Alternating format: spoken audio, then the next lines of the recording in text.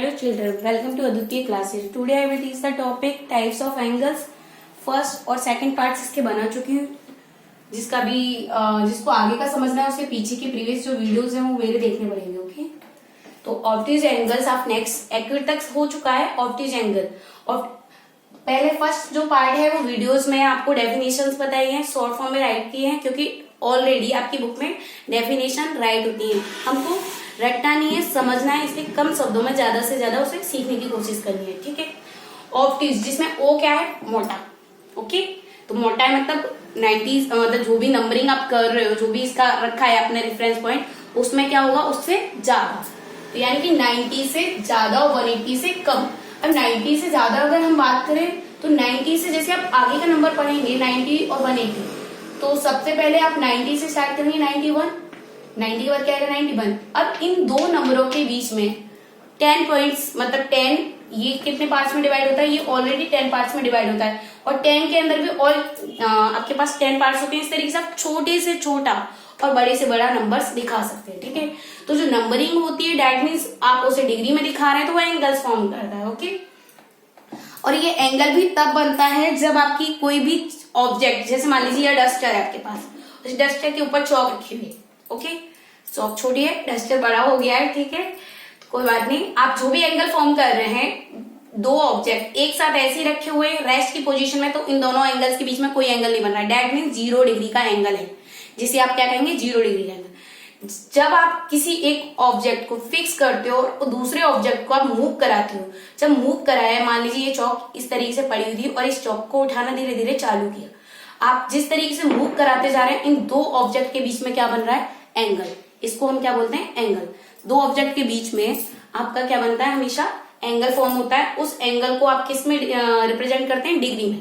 Okay, और angles किस में, आपके पास जैसे मान लीजिए यहाँ पर ऑब्ट्यूज एंगल है तो 90 से 180 डिग्री के बीच में, यानी कि 90 से अबव और 180 से कम के सभी एंगल्स किस में होंगे, ऑब्ट्यूज एंगल में. तो 90 से 91 2 मैंने आपके पास नंबर्स लिए हैं, इनके बीच में मैंने 10 पार्ट्स डिवाइड किए. तो फर्स्टली आप क्या करेंगे, 90.1, 90.2, 90.3. ठीक है, इस तरीके से चलते चले जाएंगे और हम आ जाएंगे 90.4, 5, 6, 7, 8, 9. तो 90.9. जिस तरीके से आपने 1 ऐड किया तो 9 और 1 10, कैरी 1, 1 और 0 1 एंड 91.0, जो कि आपके पास ये वाला नंबर है. ओके, तो ये बात समझ में आ रही है कि आप दो नंबर्स को 10 पार्ट्स में किस तरीके से डिवाइड करते हैं और वो एंगल किस फॉर्म में यूज होता है. ओके, तो 90.1 आपके टीचर दे सकती हैं कि आपको उसे ड्रॉ करना है. ठीक है, तो आप ये समझे कि 90 और 91 के बीच के ये नंबर्स हैं, ना कि आप ऐसा बोलेंगे कि डायरेक्ट आप 180 पे जंप कर जाए. ओके, तो ये एंगल्स भी फॉर्म होंगे. जो आपने देखा होगा आपके पास जो प्रोटेक्टर होता है उसमें जो एंगल का मेजरमेंट दिया होता है, जैसे आप इंटरनल होता है और एक एक्सटर्नल पार्ट होता है. ठीक है, अगर आप लेफ्ट हैंड साइड से एंगल का जो माउथ है, एंगल इस साइड से फॉर्म कर रहे हैं, तो आप एक्सटर्नल काउंट करेंगे, जो मेजरिंग करेंगे वो एक्सटर्नल पार्ट. और जब आप राइट हैंड साइड से एंगल मेजर कर रहे हैं तो आप इंटरनल पार्ट को काउंट करेंगे.